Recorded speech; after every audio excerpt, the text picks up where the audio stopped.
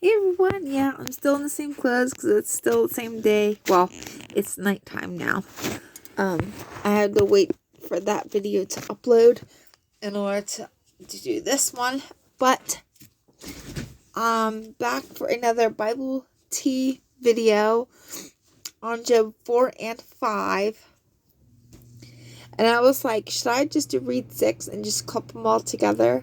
Because there's not a lot going on here. But then I went back and I looked through my notes. I was like, yeah, there's some stuff here to talk about. So, if I were to title this Bible tea, it would be Job's Trifling Friends Part 2. And if you don't pay attention in this part of the Bible, you think, oh, Job's friends are being nice. They're trying to, encourage him. But that is not what's happening at all. They're using sly language to shame Job at his worst. So let me show you some of the verbiage they used here. Actually, let me turn on this light. Okay. So the first thing his friend Eliphaz says is, will you be patient and let me say a word? It's your circumstance. It's the thing that you're going through. But basically stop whining and let me talk. You're there for moral support. Okay.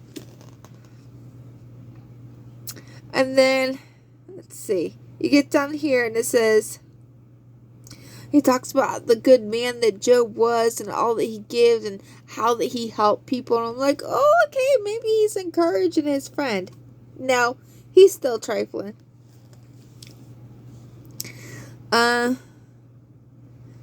Doesn't your reverence for God give your confidence? Doesn't your life of integrity give you hope? Stop and think. Okay, and this is the part that I was like, ooh, he's still trifling. Stop and think. Do the innocent die? When have the upright been destroyed? It sounds like he's saying something positive there. But what he's saying is actually something that is a belief that people hold that could be hurtful, because you can wind up thinking you're this horrible person because you're going through stuff. Basically, what he's saying is bad things don't happen to good people. That's a lie. Bad things happen to good people all the time. So he's here talking down to his friend, who out of his mouth he says he calls righteous. He says he has integrity. And instead of sitting there just trying to pray and trying to figure out what's going on, he's pulling the blame game. Look, your life shows this. You've been an upright man. You've done this, and this, and this. But now, stop and think. Do the innocent die? Innocent people die all the time. No, it's not God's perfect will, but God gives us free will, and sometimes just stuff happens. Innocent people die. Innocent people go through stuff. Innocent people have to deal with things. It doesn't mean you're a bad person or that God is punishing you. It just means that life is hard and we all go through things, and these things shape our character, build our trust, and give us humility. So, my opinion has not changed on Job's friends. They are still trifling. Okay. So, I have this little graph here, and it talks about advice from Job's friends. Eliphaz the Temanite, which is the one that just spoke, how they helped, who didn't help, their reasoning. So he thought Job was suffering because he had sinned. His advice: go to God and present your case to him.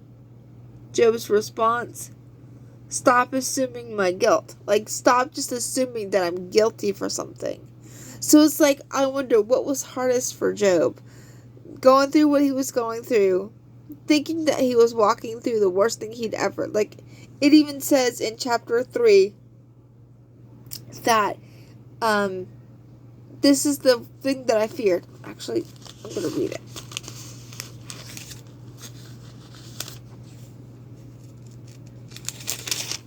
Okay, so verse 3. Is it in verse 3? Yes, it's in verse 3. Verse 3. I cannot eat for sighing. My groans pour out like water. What I always feared has happened to me. What I dreaded has come true. Now, being mindful that Job has no clue about the conversation that is literally happening in heaven at this time, where God is saying, I trust my servant Job so much, I know he's going to pass this test. So his friends were doubting him. His friends were like, you probably did something wrong, so you need to take this to God. But in heaven, God's perspective is, I trust my servant Job so much that I know I could prove a point. I will use him as clout. I will show the enemy, look at my servant. Have you seen my servant Job? Don't you think that God wasn't, do not just think that God wasn't up in heaven and be like, yeah, there's Job. No. Saints, I want you to know, if you're going through some stuff, your God is bragging on you. He is bragging about you. Look at my servant. Consider my servant. Look at everything they went through. Look at how they suffered. And they still love me. They still are with me. No, they're not perfect, but they're still there. They still love me. They still serve me. They have not cursed me. They have not left me. Look at my servant. Look at the pain. Look at the hurt. Look at the heartache. Look at the breaking they've gone through. The season of breaking they've gone through. And look at their faithfulness. Do you see this, Satan? Do you see? Do you see my children? Okay, I don't mean to put it in this terminology, but if we were to say it in today's terminology, God, they're like, my kids are gangsters. Okay? Look at them. Look at what they go through. Look at what they deal with. Look at what you try to do to them. And look and see how faithful they are to me. Do you see that? Do you see it, Satan? Do you see it? Do you see it? Look, consider my servant. Consider my servant. Consider my child. Consider my daughter. Look how faithful they are. Don't think for a second that God doesn't see you. Don't think for a second that your pain goes unnoticed. Don't think for a second that your trials go unnoticed. Because your God that loves you so much is in heaven bragging on you. Look at my servant. Consider my servant. I just had to put that out there. So, if you have some trifling friends like Job does, and they're trying to tell you that it's all your fault, they're trying to say to you, you don't tithe enough. You don't live holy enough. You're not going to church. Or any other number of things that people associate with having a right standing with God. That's why. That's why people always got to have a reason for stuff. People always got to have the answer. When the answer may be that God is saying, I trust my servant so much to go through these things. The answer may be, God is working something out. God is building trust between him and you. God is preparing you for a big role that he has in your life. Because let me say this. Some people can only preach to other people like a certain type of people because they've been there.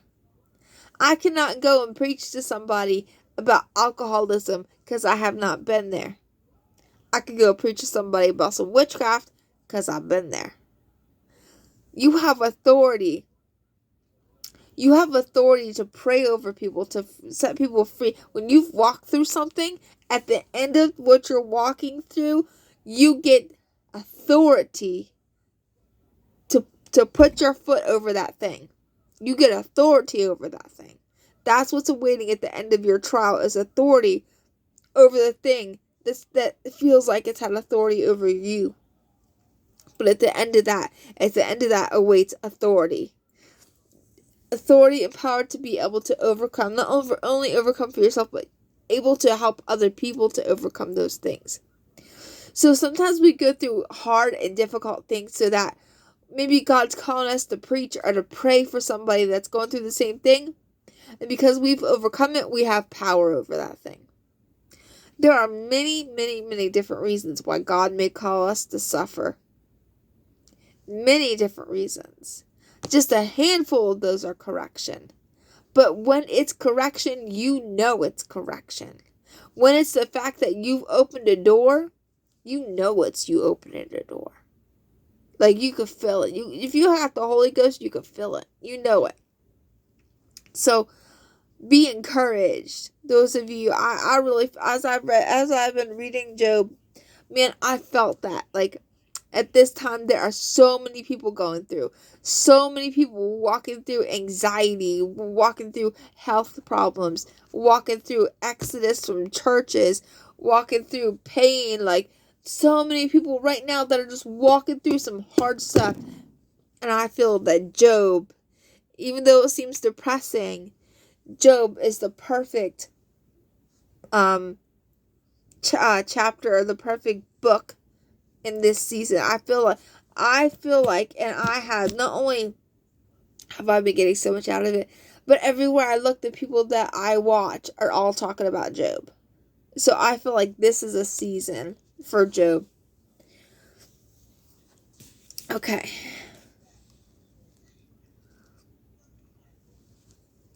So he's saying, cry out for help. But will anyone answer you? Like, some of these words that Eliphaz is saying, at first it sounds encouraging. At first it sounds like he's reminding him who God is. But he is not doing that. He is not doing that. When he is saying to Job, stop and think. Do the innocent die? When have the upright been destroyed? And I want to say to you, Eliphaz, you do not know what you're talking about. Because all the time innocent people die. All the time innocent people struggle. You do not know what you're talking about. Do not let people that don't know what they're talking about, do not let people that do not have a relationship with God, not a religion, but if somebody don't have a relationship with God, but a religion, do not let them speak over you. Do not let them speak over you. Do not let them spew their nonsense to you to try to make you feel bad. No, go to God. Always, always, always go to God, because if we need correction, God will correct us. And it does say the correction of the Lord brings us joy, because he loves us enough to correct us. But it's discerning and going to God and going, like, we're allowed to go to him and ask why. What is this season for? What am I supposed to learn? Is this you correcting me? Is this something that I can take authority over? Is this something that I'm just meant to walk through? And so as I read this, and chapter 4 and chapter 5 were both short. And the whole time through both of them is Eliphaz rambling on about, basically God would not have allowed this happen to you. if you were actually righteous. Ignorant. Ignorant. I'm sorry, but Eliphaz is ignorant. And if I were Job, I don't think I would have acted so nicely. I think I would have said, Eliphaz, you could take your ignorant behind right back home. Because that's what Eliphaz, that's what these three have been the whole time. They took Job's situation, they made it about themselves. They are dramatic, they're crying, weeping, throwing dirt on their head, and it has nothing to do with them. They're trying to take Job's situation and put the attention on themselves.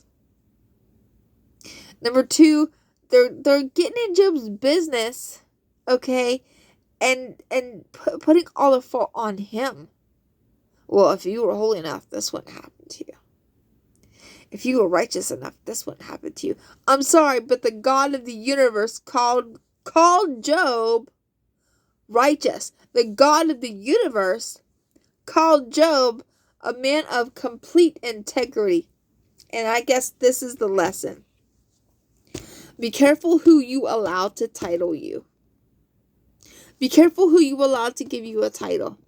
Because God may be up there calling you righteous. God may be up there calling you a woman or a man with complete integrity.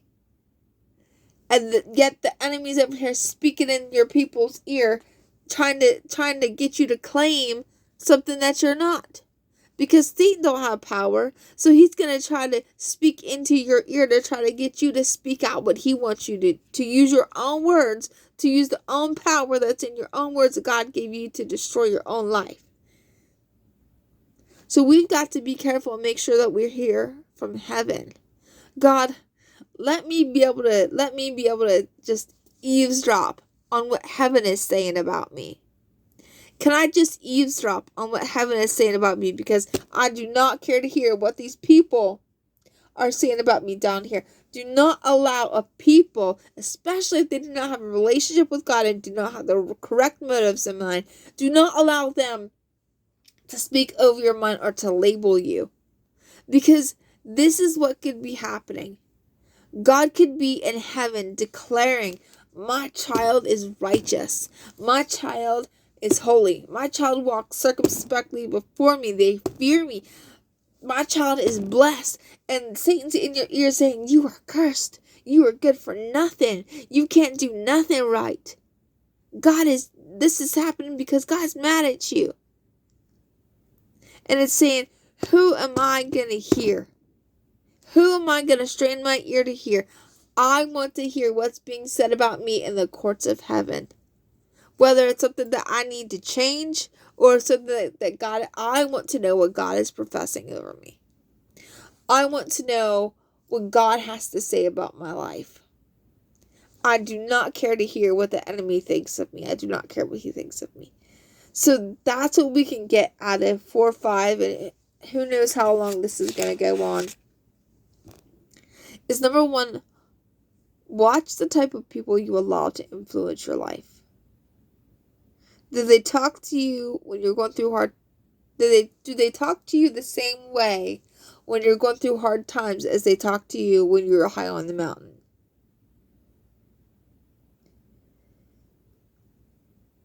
Be careful of the people you allow to speak over your life. Always allow God to be the final voice, the final judgment. And we should always be straining our ears to hear what's being said in heaven. What's being said about me in the courts of heaven? And how can I change my life, my heart posture to receive that and to live it out? Because if we listen to people like Eliphaz, he's gonna have us thinking that we're good for nothing. And okay, help me not say too much, God. This is why folks leave church. People like Eliphaz is why folks leave church. Because instead of being encouraged, uplifted, exhorted, they are being judged. pulled down, pulled aside, preached to over the pulpit, like directly to over the pulpit. Some preachers will, what's the word I want to use? Take advantage of their pulpits and use it to drag people down. I'm sorry, but my Bible says that the 5 gifts are meant to exhort and lift up. They are a gift to the church. Okay? Pastors, apostles, prophets, teachers, preachers, evangelists. It's not meant for the church to worship them. They are meant to be a gift to the church. Not the church gift to them. They are meant to be a gift to the church. We've got it backwards. So many people using their positions in God, taking advantage of them for the wrong things. Okay, I'm getting off on a whole other tangent. But be careful who you surround yourself, and make sure that you are just eavesdrop on the courts of heaven and see what's being said about you. All right, hope you guys enjoyed this one, and I'll see you soon for another Bible Tea.